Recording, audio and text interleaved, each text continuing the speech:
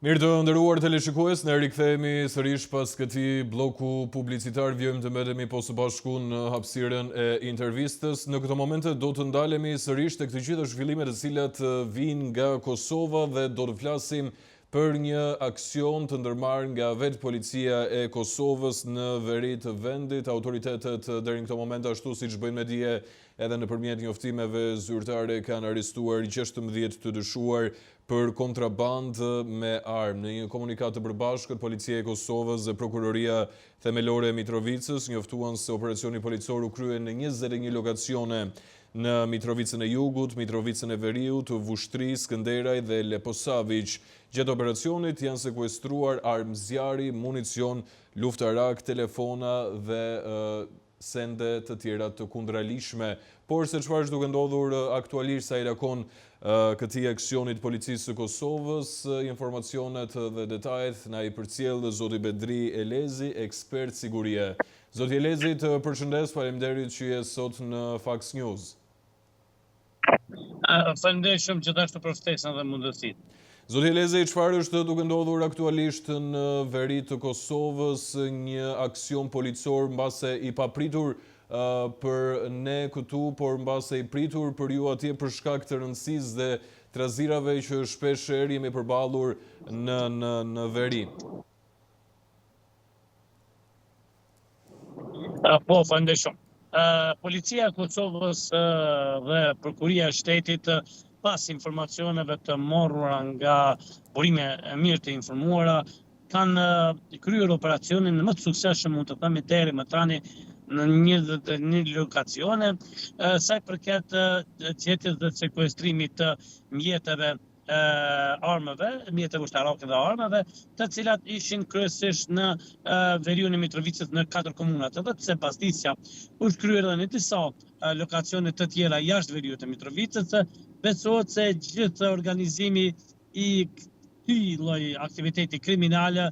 ka bazë 4 komunat me shumicë serbe në veriun e Mitrovicës. Arrestimi i 16 personave është një dëshmi e saktë se drejtësia e Kosovës mund të vendosë para përgjegjësisë të gjithë personat të cilët duket se janë mirë të organizuar sa i përket kontrabandës me çështjet e armatimit. Ky informacion apo ky lajm është shumë i mirë për vetë sigurinë, nga se tregon qarta se policia dhe prokuria janë të bashkërënduar sa i përket trajtimit të informacioneve që mund të vinë nga qoftë sinjalizues apo institucione të ndryshme përfshirë ato të inteligjencës, do të operoj dhe do të gjejë të gjitha rrugët dhe kanalet e komunikimit që bëhen në dimension të veprës penale, krimi organizuar, posedim dhe shpërndarje të armatimeve posaçërisht ato luftarake. Ndërkohë, zoti Elezi, ky ka qenë një operacion blitz, pra një operacion i shpejt. A kishit një dieni për këtë operacion policor i cili do të zhvillohej në veri të vendit? Autoritetet a kishin indicie për këto grupe dhe këta persona të cilët mbase në një farë mënyre do të përbënin rrezik për komunitetin në vijim, pasi dhe vetë ato se çfarë janë sekuestruar të paktën nga ana e autoriteteve ishin armë, një sasi e konsiderueshme armësh, municionesh luftarake dhe të tjera sende. Në fakt po, kishte indicie, ky operacion nuk ishte se ishte bërë ad hoc apo ishte i shpejt, ishte një operacion mirë i organizuar, mirë i planifikuar, bazuar në indicet apo informacionet që kishin marrë nga burime shumë mirë të informuar, një bashkëpunim që ka me qytetarë dhe institucione tjera kompetente të cilat monitorojnë apo dhe bashkëpunojnë me policinë e Kosovës dhe mekanizma tjera drejtësisë. Nuk ka qenë një aksion siç thash edhe më parë, i shpejt, por që realisht është i realizuar shpejt, bazuar në kompleksivitetin që ka pas, për shkak se shpesh herë kemi parë që Serbia dhe subjektet politike serbe në Kosovë kanë thënë vazhdimësisht se policia e Kosovës po vepron kundrejt serbëve duke pastisur shtëpitë e tyre apo duke shkaktuar raste aksione të tilla. Në rastin konkret, ky aksion te kalon domethënë aspekte të cilat kanë bëjnë me etni, bëjnë me etnitete, por se konsideron që krimi organizuar është përtej kufeve të veriut të Mitrovicës dhe personat të cilët janë përfshirë në këtë aksion nuk janë vetëm nga komuniteti serb. Ajo që është shumë e rëndësishme përmendet se në këtë aksion ka pas të arrestuar edhe pjesëtar të policisë Kosovës që vinë nga komuniteti serb. Ka të thotë se grupet kriminale. Pra kanë qenë edhe pjesëtar të policisë së Kosovës, zoti Elezi, që kanë qenë në mezin e të arrestuarve? Po, në kuadër të këtyre arrestimit ka dhe pjesëtar të policisë së Kosovës, të cilët janë nga komuniteti serb, e të cilët kanë marrë pjesë apo kanë kryer veprën penale të kontrabandës me armatime. Në këtë rast mund të themi se Policia e Kosovës ka pasur mbështetjen e Inspektoratit të Policisë Kosovës, institucioni i cili kontrollon, monitoron punën e Policisë Kosovës. Prandaj mund të them që ky aksion nuk është një rast që institucione tjera në Kosovë dhe është njëri ndër rastet i cili është treguesi qartë se vërtet Kosova nuk operon në baza etnike, nuk ka për qëllim operacione të caktuara vetëm në zonat ku banon komuniteti serb, por qëllimi primar i institucionit publik të Kosovës është luftimi i krimit të organizuar,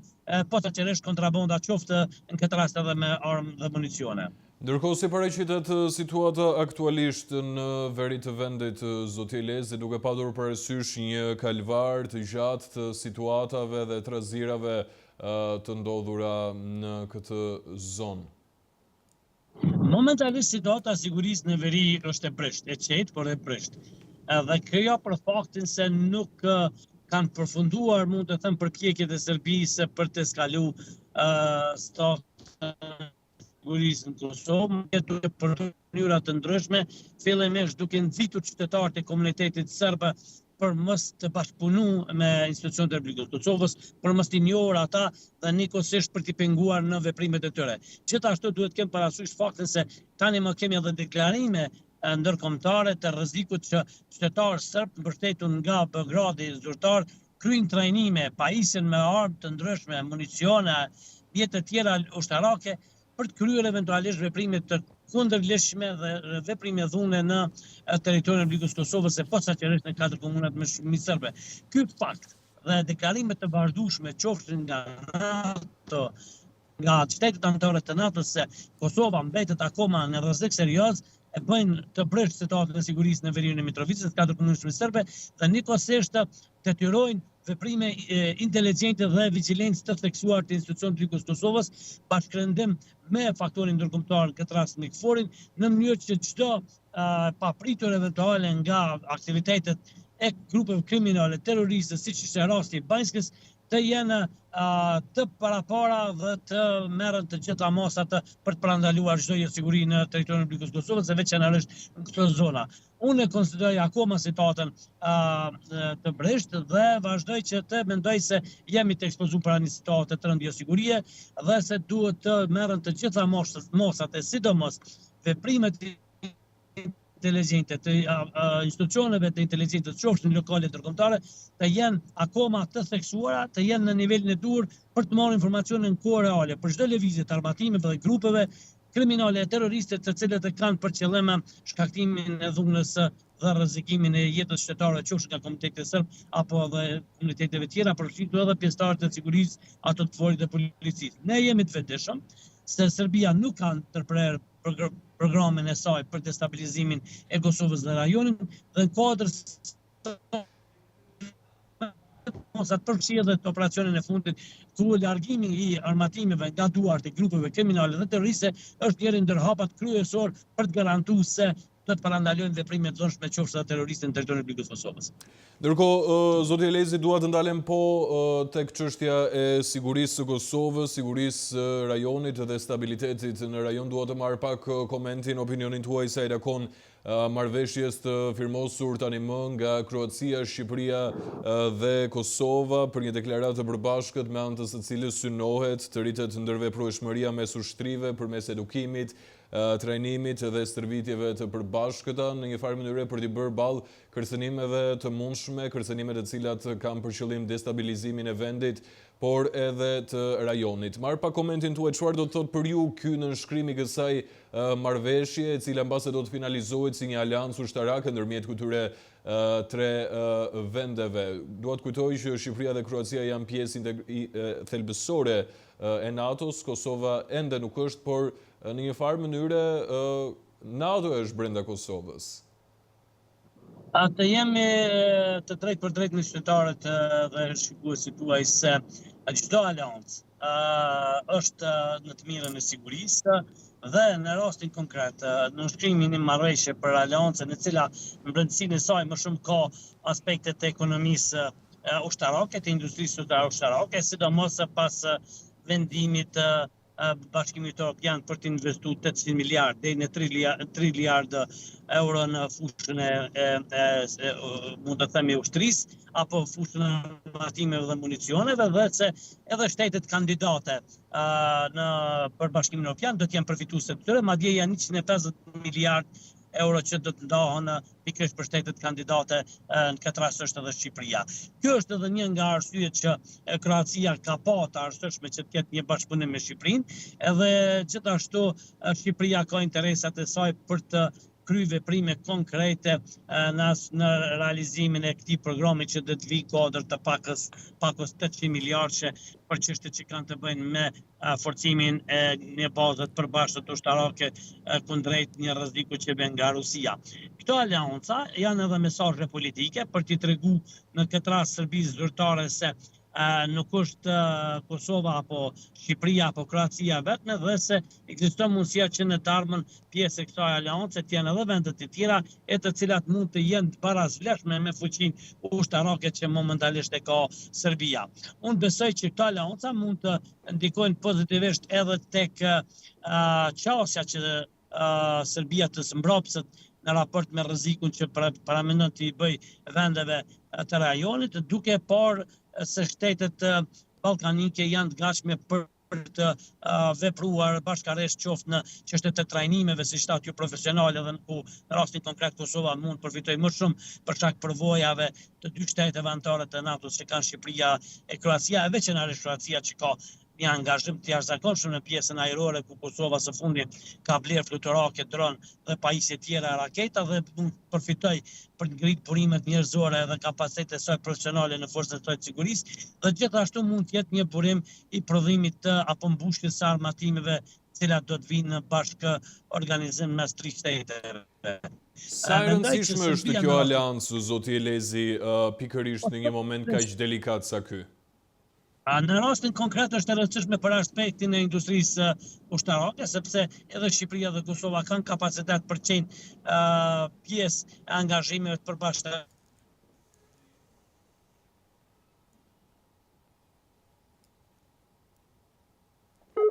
Kam një problem me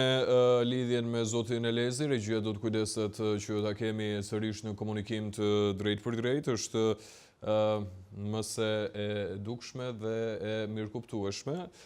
pasi edhe angazhimet e zotit Elezi e kanë detyruar që këtë komunikim të drejt për drejt a bëj nëpërmjet automjetit të tij,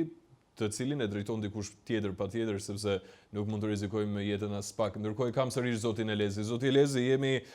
sërish së bashku, është më së mirëkuptueshme kjo shkëputje, po thoja, sepse jeni duke udhëtuar me automjetin tuaj për shkak të angazhimeve, por kryesorja është që automjeti nuk e drejton ju, po e drejton një individ tjetër. Automjetin e drejton miku im në rastin konkret. Unë desha të them se janë shumë të rëndësishme këto aleanca, fillimisht duke pa interesin e mënyrë drejt për drejt të industrisë ushtarake, ku Shqipëria dhe Kosova mund përfitojnë shumë, që ashtu shkëmbimet e informacioneve të cilat do të jenë të natyrshme mes 3 vendeve pjesë aleancës, trajnimit profesionale dhe bashkëorganizimi i planeve operative konkrete kundrejt një kanose që mund vinë në një vend siç është Serbia. Çdo aleancë, siç thash, është e rëndësishme, por në rastin konkret fakti që ne jemi me një aleancë me një vend siç është Kroacia, një vend shtet me marrëdhënie natyrale me Kosovën, është tregues i qartë se vërtet dhe Shqipërinë është një tregues i qartë se vërtet ne mund të dalim kërcënimeve që Serbia po bën vazhdimsi për cenimin e sigurisë në komplet Gradishun Ballkanik, e posaçërisht në pjesën perëndimore të Gradishut Ballkanik. Ndërkohë, menjëherë pas firmosjes kësaj marrëveshje trepalçe, zoti Elezi, menjëhershëm ka qenë edhe reagimi i Serbisë, apo qoftë edhe deklaratat e presidentit serb Aleksandar Vučić, i cili e ka cilësuar si një provokim krijimin dhe nënshkrimin e kësaj marrëveshje, por nga ana tjetër ka theksuar që Shqipëria dhe Kroacia janë duke bërë një garë armësh. Të paktën kështu ka deklaruar Vučić sa i takon asaj se çfarë është duke ndodhur ndërmjet tre vendeve tona. Reagimet të tilla nga Beogradi zyrtar sigurisht se do të prisnim dhe janë konform politikave të Beogradit, e cila tenton që këtë aleancë ta shfrytëzoj për ta faturuar qytetarëve të saj çështjet që kanë të bëjnë me sigurinë e brendshme dhe problemet e brendshme të Serbisë. Kjo aleancë nuk paraqet asnjë rrezik për asnjë shtet, është kryesisht e fokusuar në çështjet që kanë të bëjnë me mbrojtje dhe nuk ka lidhje me rrezikut që mund t'i kanos një vend tjetër. As Kroacia, as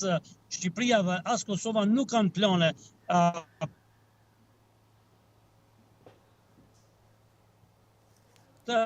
pretendimi dhe bashkëpunimi i këtyre vendeve nuk ka të bëj me pretendimet e presidentit të Serbisë dhe autoriteteve në Serbi, por të njëjtit po mundojnë që ta përdorin për konsum politik këtë veprim, mund të themi, të nevojshëm të vendeve për kriju aleanca. Aleanca të tilla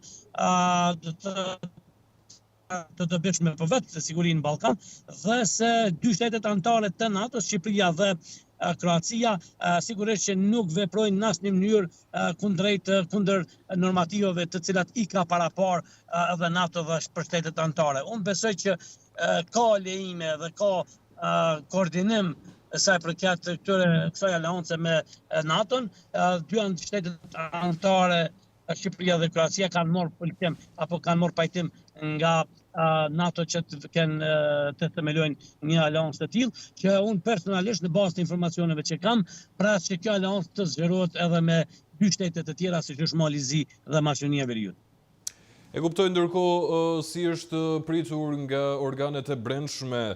apo politika e brendshme dhe korridoret e politikës në Kosovë dhe jo vetëm krijimi i kësaj aleance, zoti Elezi, për ta përmbyllur së bashku si opinion dhe koment. Me të drejtë, qytetarët e Republikës Kosovës e kanë prit mirë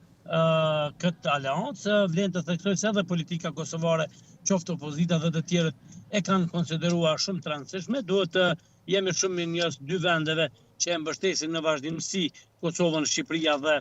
Kroacia, të cilët fillimisht e kanë mundësuar që Kosova dhe përkundër faktit që s'është anëtare e NATO-s